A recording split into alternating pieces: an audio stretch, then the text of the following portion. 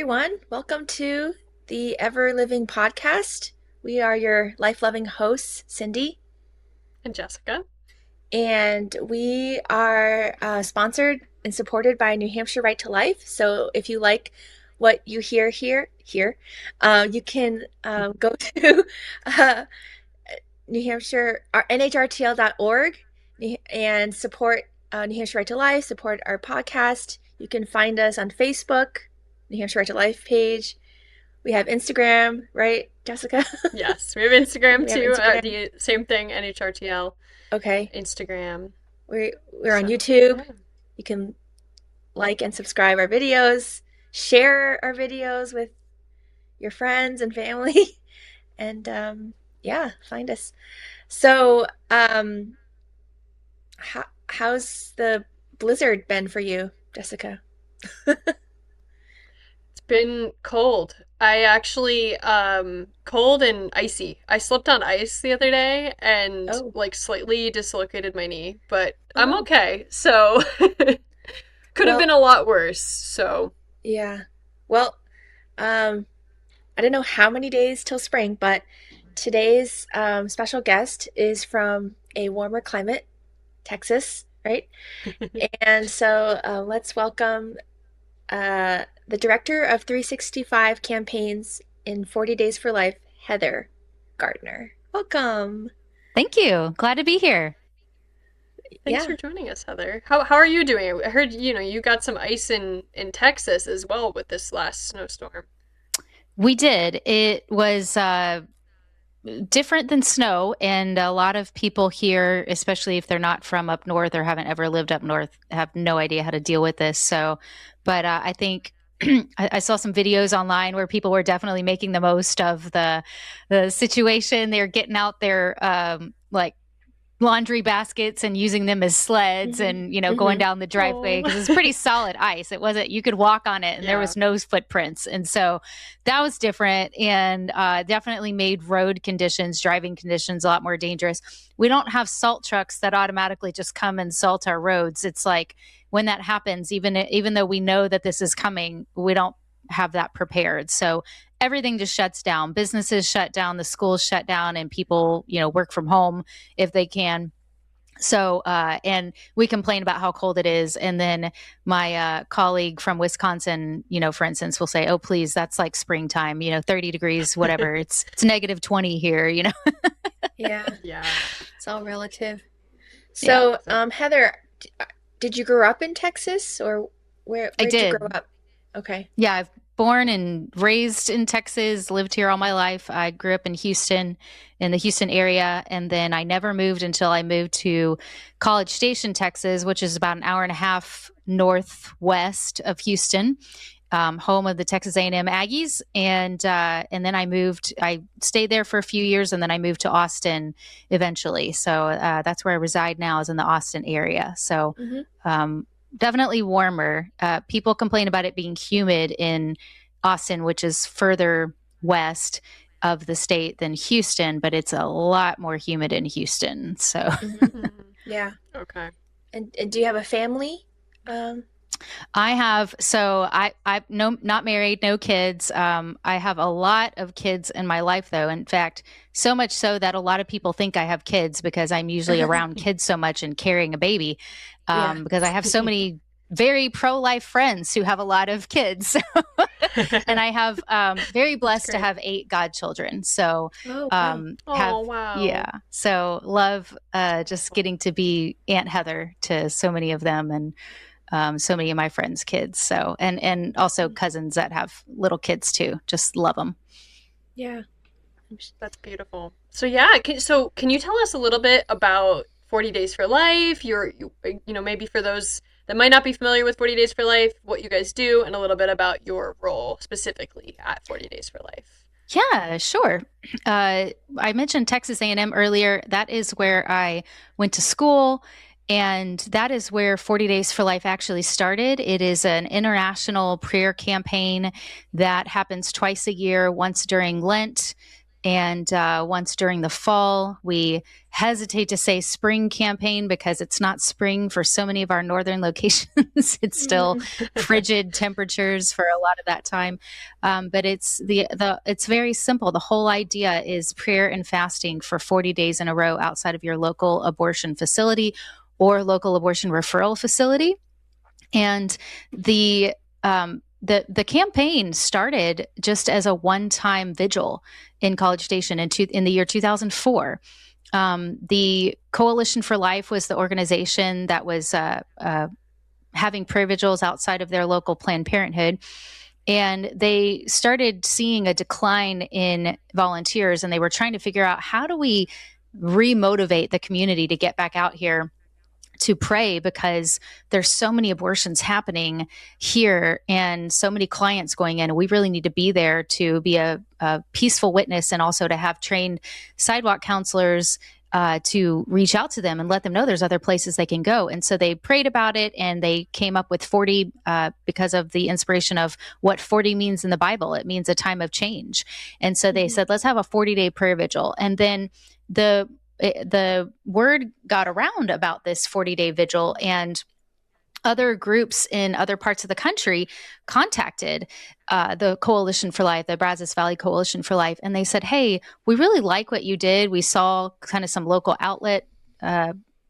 media outlets having reports about it.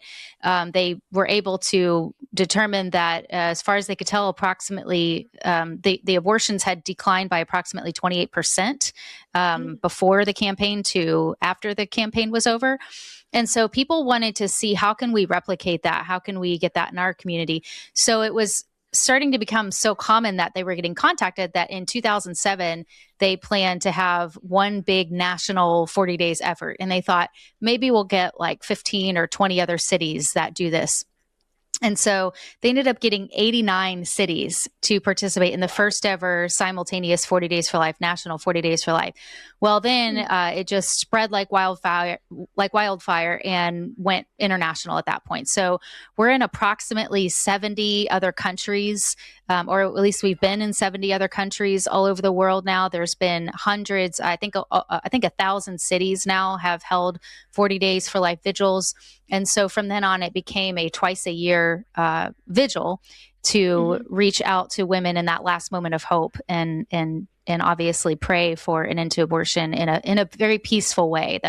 The whole point of it too was, while we had the rescue movement kind of decades before that, we wanted to see what we could do that was law abiding and effective at the same time. And they found this to be very, very effective. And so it's continued to work. As far as we can tell right now, there have been reports of over 26,000 lives that have been saved worldwide. And that's just the ones that we know of. Of course, there's so many of them that you just have no idea that they changed their mind. And sometimes we find out years later, where a mom stops by the vigil and she brings her little 5-year-old and she says, I was here, 5.5 years ago to have an abortion, and it's because of your group that I changed my mind. And here's my little boy right now, So really beautiful miracle moments like that, that we're constantly seeing across the world. So, yeah, wow. And you imagine how life would be different if people hadn't been praying for these, I guess, 80 days in a year for the past 20 years, I guess, all over the world. Yeah, exactly. That's the thing is, now you've got the first generation of babies that were saved that have already graduated high school and entered college, and will be graduating college soon, which is incredible. And I know our director, our CEO, Sean Carney, who is also one of the co-founders of 40 Days for Life, he was at a banquet of some, I forget which state, but he was at a banquet not too long ago. And there was a mom, an older lady, and a teenager, 18-year-old teenager, that came up to him. And they said, that mom had said, I was in College Station. I went to that school. I went to have an abortion, and you guys were there. And this is my 18-year-old son. So Sean got to meet this little baby that was saved, now a grown man, 18 years old. It's just incredible. It's like, this is not just, saving a life in a moment. This is affecting generations, and obviously it has a ripple effect in the family too, where that mom and that dad didn't have to walk away that day making the biggest mistake of their life, that they don't have to regret having killed their child through that. So it's amazing. Yeah. I feel like it's like obviously I can, imagine in the moment saving a life is so beautiful and wonderful, but I think honestly, I think it's even more powerful to have that, kid walk up to you at, age 18 in college, like, and be like, yeah, I'm here because of you guys, because you stood outside here and yeah, and prayed for my mom and prayed for me, and yeah, it's beautiful. So tell us a little bit more. So in your specific role, you're the director of 365-day campaigns. Is that like kind of a newer thing? Is that like a year-long campaign? Like what does that mean specifically? Yeah, 40 Days for Life 365 is, I know it's a mouthful, but that started actually just inspired by the coalitions for life that are around and similar type groups that have a year-round presence. But not every 40 Days for Life location has the leaders don't necessarily have the capability to have a full on year-round ministry, but they still have the ability to have people at least most of the days of the year throughout the week come and pray. And so we launched 40 Days for Life 365 about 4 years ago to try to see how many groups, how many cities would be interested in that. And then basically we would coach them and help them throughout the year and not just during the spring and the fall seasons. And so we currently have 60 cities that have a 365 vigil, or I should say 60 vigils that are year-round vigils, because some cities actually have more than one 365 vigil. And that is where it doesn't mean that, because 40 Days for Life, the spring and the fall, it's typically a 10 to 12 hour a day coverage. That's the goal that the leaders aim towards, is they're aiming to cover every single hour, for 10 hours or 12 hours with prayer volunteers. So there's this unbroken prayer chain. And it's not quite as intense as that during the 365, because once the spring or the fall vigil ends, then you'll go back to maybe just focusing on covering the abortion day first. And so that may be, or there may be a couple of abortion days. So that may be covering 2 days a week rather than 6 to 7 days a week. But the goal is to build up to praying outside of all the business hours of that facility for the year. And so we've got varying levels of coverage at these 365 vigils, but all of them are praying a minimum of 1 day a week, or the equivalent of 1 day. Maybe they're praying 4 hours a morning for 4 mornings of the week, because that's when the abortion appointments come in, or something like that. So it's incredible. It's grown. It's not for everybody. There's a lot of 40 Days for Life leaders who really want to do it, but don't have the capacity to, but they're trying to, get interest with their leadership team. But we have seen a significant amount of more babies saved because of these cities expanding to covering more hours and more days throughout the year, which is incredible. In fact, in 2025, I don't have the exact number now, because we're actually still getting reports of babies saved last year in 2025 that they didn't know about yet, especially if pregnancy centers are sharing that information with the sidewalk people. But the last that I saw, there was 229 babies that were saved. And that's outside. That's not even talking about the babies that we know about during the spring and the fall from those locations. So this is only outside of the spring and the fall 40 days, only outside of those 80 days that we're getting those babies are accounting for. And again, those are only the ones we know about. Those are the ones where we get a clear confirmation from that mom: I can't do it anymore. I've decided to change my mind. Where can I go? Or they tell the people that they're going in, they're reconsidering, but they're not sure. Maybe they still go in and they have an abortion appointment, but then they leave 5 or 10 or 15 minutes later, and they don't go through with their appointment.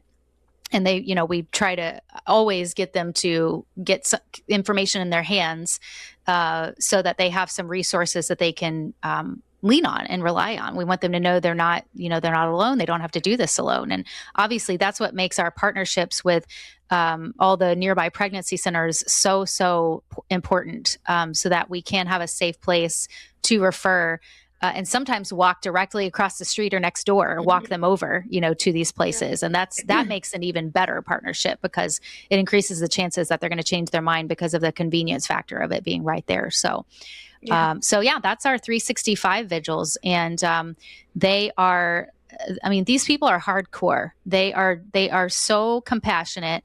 They don't let the negative attacks, that they might get from time to time from their community or even from their church or their own family.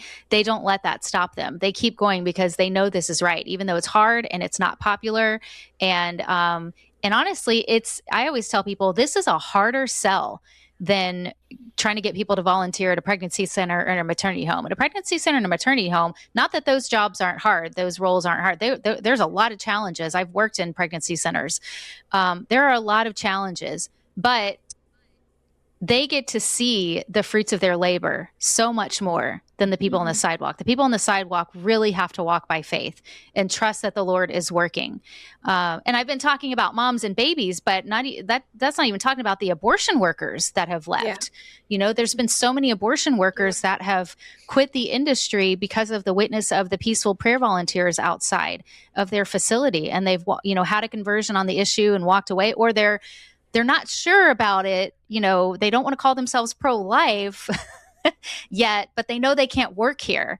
And the people outside have really, tapped on their conscience and pierced their hearts with the truth. So it's incredible. And when the workers are waiting for that spring vigil to end, or that fall vigil to end, so that they can celebrate that those lunatics outside are finally gone, even though the lunatics are just a sweet grandma, praying her rosary, or a pastor in his Bible study group praying with their Bible outside, waving and smiling. They're just can't wait for those people to leave. And it's because it affects their business.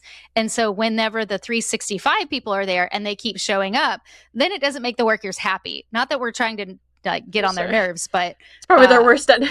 Yeah, they're probably like, right. Oh my gosh, what 365 days a year now?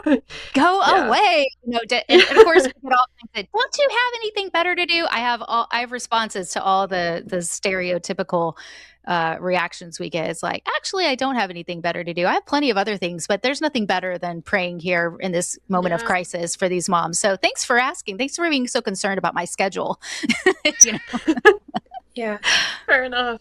Yeah. Well, that's awesome. Are there any 365-day campaigns in New England specifically? Do you know that? There are. So we actually have, I'll point people to our website, because we have a locations map on our website. Okay. You could just go to 40daysforlife.com/locations if you want to go directly to it. And there's, you can see all the locations we have for this spring. We don't have a ton of 365 groups. We don't have any in your area. We have some in the Boston area. We have, I know we have some in Maryland, kind of in the Baltimore area.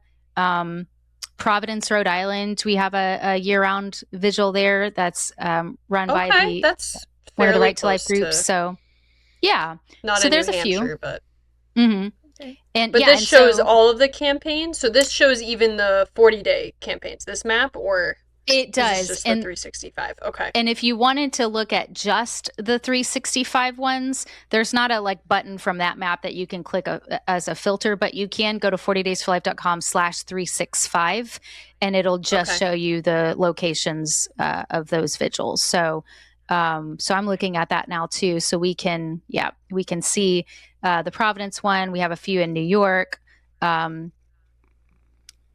So we've got some. Cherry Hill, New Jersey is one. We've got some amazing leaders in these cities. I mean, they're fantastic. And then you think it's really difficult, especially if you are dealing with a lot of backlash from the facility, from the abortion facility, or from the community, and then they just want to continue doing that all year.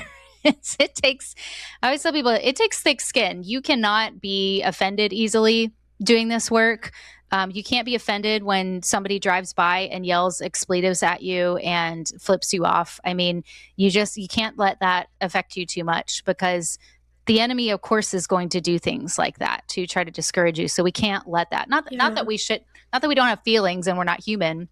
That can affect us. And honestly, a lot of times it does make me sad, but it doesn't make me sad for myself. It makes me sad for them, that they're so either low information, or they're so hurt from something in their own past, whatever it is, that they can't even have the guts or the courage to stop and have a conversation with us. They just have to make all kinds of assumptions and drive by and yell expletives because someone has a different view on an issue than they do. So yeah, it's interesting that like the opposition response is sometimes anger or cursing or just and it's not from a peaceful place, whereas like 40 Days for Life, their weapon is prayer. It's love, it's support, it's caring, it's to help the mothers, the children. It's not out of condemnation. It's not out of judgment. It's not out of protest. It's out of, I am here because I care about you. Because, and just a totally different response. Yeah, absolutely. And I think that is what can be so disarming sometimes to people, is like they think they're going to walk by or drive by and get a reaction out of us. And, we train everybody that the answer is to be docile, not return with hostility, which is in scripture. Again, not that we don't have feelings and we can't be angry about things, but how do we channel that anger and how do we respond to that? And sometimes it's, because y'all are in the pro-life movement and devoting a lot of your lives to this, sometimes you just have to laugh at things, right? And so there's various ways that we kind of take these things with stride and cope with it. And sometimes I love, and maybe this is, maybe some people don't like this approach, but I actually love when someone drives by and they honk really long, like they hold down their horn, which is, you can always tell the difference between a friendly honk and an angry honk. And the friendly honks are like the light taps, like, God bless you, and the angry honks with the expletives are, and they're slowing down just to make sure you hear them. And so they'll drive by and they'll yell something and they'll say like, bleep you or whatever. And like, oh, hi, God bless you, or they'll flip you off and you're like waving and they're like, no, I'm, and they get even more ridiculous about it. And it's like, I mean, you're not going to get me to flip you off again, like flip you off in return, like, or get mad at you. I mean, that's just not going to work. Yeah. So. Yeah. Exactly. It's the kind, gentle approach always goes over better. That's how I feel. I was just down at the National March for Life, and I've heard, just from different people, like even in DC, that work in DC, things like that like this is the March for Life is like the most peaceful protest out of any of the protests that they have in DC. It's really just, it's a movement made up of a lot of Christians, that go and have a more gentle and peaceful and docile approach, which is the way it should be. Yeah. So, and that's not, I like that you pointed that out, because that is not just self-reporting. A couple of years ago, I remember I was in DC and I was in an Uber. A couple of friends, we went in an Uber and we were going back to the airport after the march. And the Uber driver was talking about how busy it was. And he was very well aware that the March for Life was going on. And he also was very well aware that the Women's March, when they were having them at the time, had just happened. And we didn't try to feed him anything like that. He just, gave us his own views about how the people were so obviously different from the Women's March than the March for Life people, that the March for Life people were so much more joyful and kind. And not that everybody, of course, not trying to paint a broad brush, but it was just, I heard that a few times from various people. There was a coffee shop that someone made a comment like that worked there. There was an Uber driver. Yeah. And so it's kind of this tendency that the people that are at the March for Life, they love life and they have a zest for life, and majority of them love Jesus. And some of them love Jesus and don't know it yet, but they know that they're pro-life, and they just have this look on life that they know that even with the hardships that we all face, that life is worth living and it's worth protecting. And those people that are at the March for Life are fighting for someone else. Whereas as has been claimed a lot, as at the Women's March, people are fighting for themselves and what they think is oppressing them. And the March for Life is one of the only huge events like that where none of those people are marching for themselves. They're marching for babies in the womb that have no voice. And often for, those vulnerable parents who are being so pressured by society and whatever else. And so I think that is worth highlighting, that this joy, it radiates. And it doesn't just end when the march is over. And not that there aren't angry and mean pro-lifers. There's certainly, people like that in every movement. But I just think it's telling that you hear that from these people that are in DC, living there and working there, that they notice these things. So. I would totally agree that I think that is telling, that the people around, kind of notice that even if they're not a part of the march. And I like what you said about, your joy and your enthusiasm for life doesn't have to end at the march. And with that, I think I wanted you to talk a little bit about the upcoming campaign and how people can get involved in their upcoming 40 Days for Life campaign. So when does the spring or upcoming 40 Days for Life campaign start? Or the Lenten, as some people prefer, the Lenten campaign. So the next one is February 18th through March 29th. And so for those who are practicing in a liturgical faith, you can memorize that easily because it's Ash Wednesday through Palm Sunday is the start and the stop date. And what does it mean if you're involved? Do you have to be there 12 hours a day for all those days praying? No, of course not. Again, it's an unbroken, the goal is to have an unbroken prayer chain of people physically praying outside legally on the public right of way. Everybody that's the local leader has done their homework. They know what the laws are and what the area is that we're allowed to stand and pray, and what kind of signs we're able to have and stuff based on local and state ordinances. And most people, vast majority of people who are involved, will be dedicating 1 hour a week to go and pray at their local facility. So if possible, you pick the same hour and same day every week for those 40 days, which is about 6 weeks. So, we try to get you to stick to a consistent prayer hour. So Wednesdays at 9 a.m., you're going to be praying every Wednesday at 9 a.m. And you should really do your best to take ownership of your prayer hour. Like, this is my prayer hour. It's going to be covered. If one week I can't make it because I have a sick child or I have a doctor's appointment that I couldn't move, I'm going to try to do my best to find a replacement. And we also stress that people shouldn't be alone for safety, that people should always have, I always say, have a minimum of 3 people scheduled for those hours. That way, if somebody suddenly doesn't make it and can't find a prayer partner to replace them, there's still at least 2 people there, and there's still safety in numbers. And so, but that's the idea, is ideally you would pray once a week, an hour a week. Now, you got some people who can do more than that. They can pray Tuesdays and Thursdays, before the hour before they pick their kid up from school or something.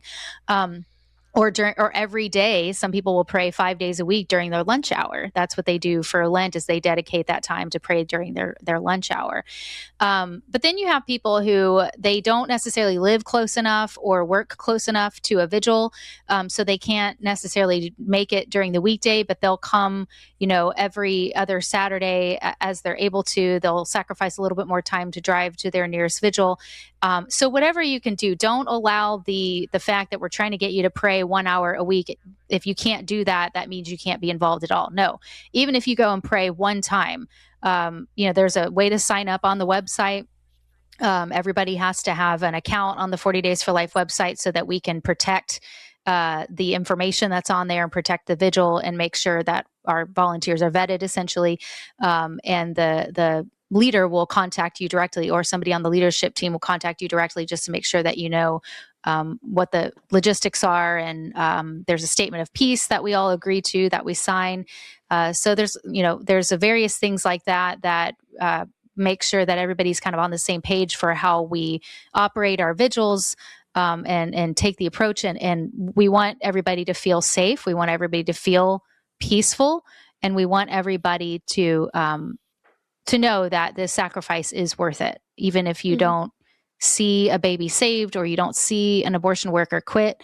Again, there's so many things that happen that only God knows, that we may or may not learn about later on. So long answer to say, pray for an hour a week if you can. If you can't, try to go and pray at least some point.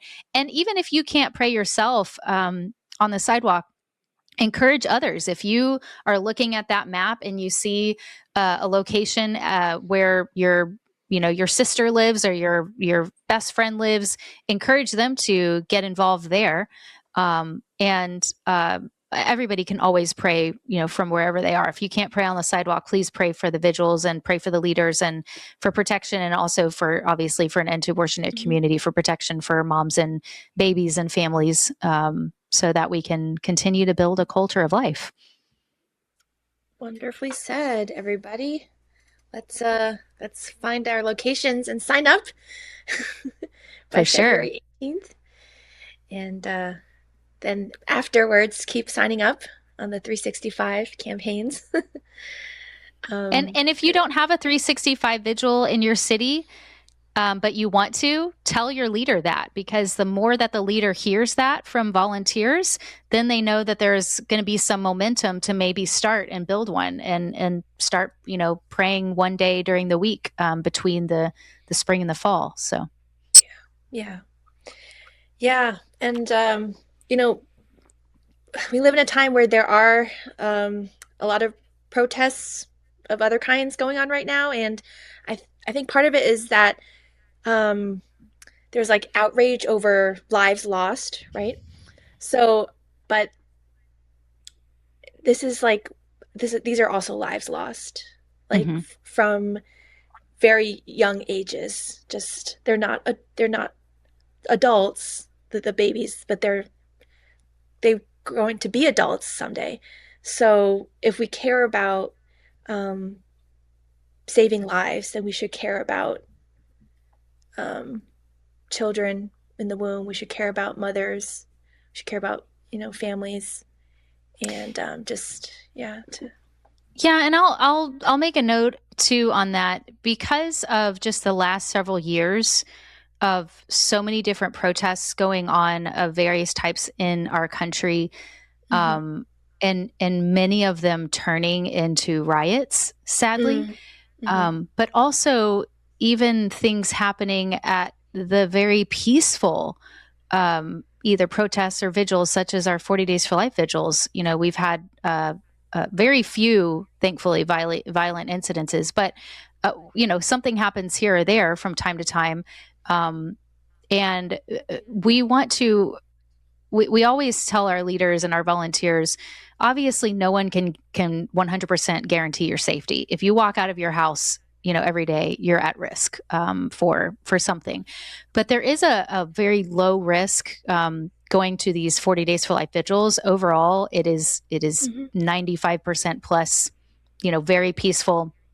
Like I said, with the occasional incidents, one of the most known ones more recently being, well, this wasn't even at the vigil. Yes, it was at the vigil. Sorry. the subsequent arrest of Mark Houck in Philadelphia, he was arrested by the FBI. His home was raided by the FBI, and this was during the last presidential administration because he had had an altercation with an escort, with a Planned Parenthood escort, at his local vigil.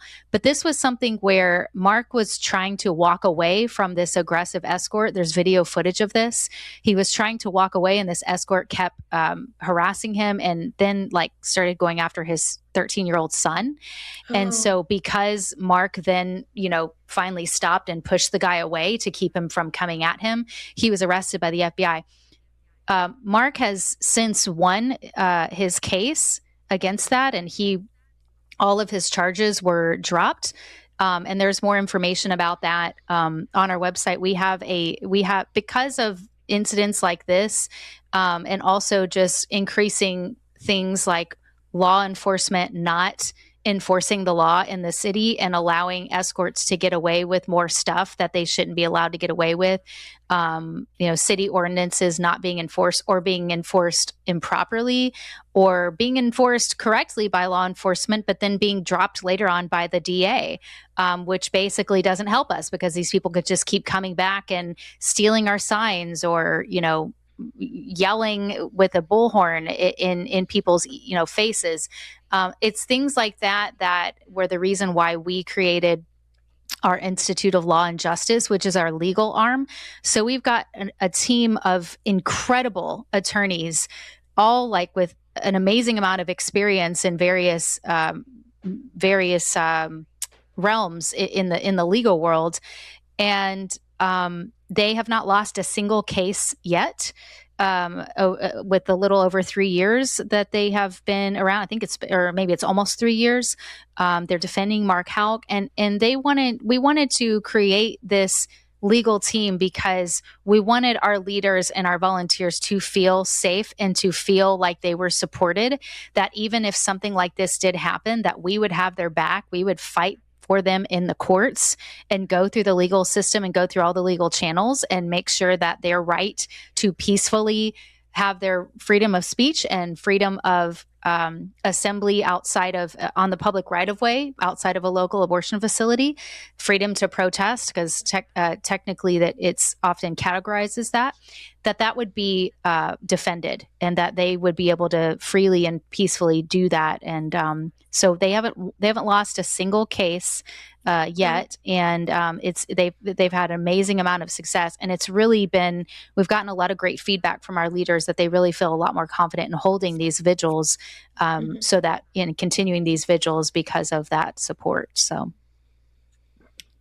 that's wonderful. That's very reassuring, I think, to anyone watching who's interested in getting involved or involved already, that they do have the ability to have legal protection, and feel safe to freely assemble and freely share their voice for life. Yeah. So exactly. All right. Well, Heather, thank you so much. If you want to share your Bible verse with our listeners today. Sure. When I was in college, I was at a retreat, and a friend of mine wrote a Bible verse on a piece of paper and gave it to me. And it was the middle of the night, and we were all up trying to write notes and prayers for the retreatants. And all he did was write Proverbs 3:5-6. And I actually didn't know which verse that was at the time. And I looked it up. And from then on, that just became one of my most go-to verses to really encourage me and refocus when I need to. So it's Proverbs 3:5-6. Trust in the Lord with all your heart. Lean not on your own understanding. In all your ways acknowledge him, and he will make straight your paths. I love that verse. That's one of my favorites, personally. So yeah. Yes. Trust in the Lord with all our hearts. Awesome. All right, everybody. Go sign up for 40 Days for Life in this Lenten season, and we'll see you out there. So awesome. Well, awesome. Thank you for coming on the podcast, Heather. We appreciate it. Glad to be here. Thank you so much. This was wonderful. Okay. Awesome. All right. Cool. Talk to you later. Bye, everyone. Bye. Thank you for listening to the Ever Living Podcast, a podcast by New Hampshire Right to Life, New Hampshire's oldest and most active pro-life organization. You can learn more about our work and learn how to get involved at www.nhrtl.org. If you would like to donate to our mission, you can make a donation at www.nhrtl.org/donate. See you next week. May God bless you and be very near to you, and may you be ever living.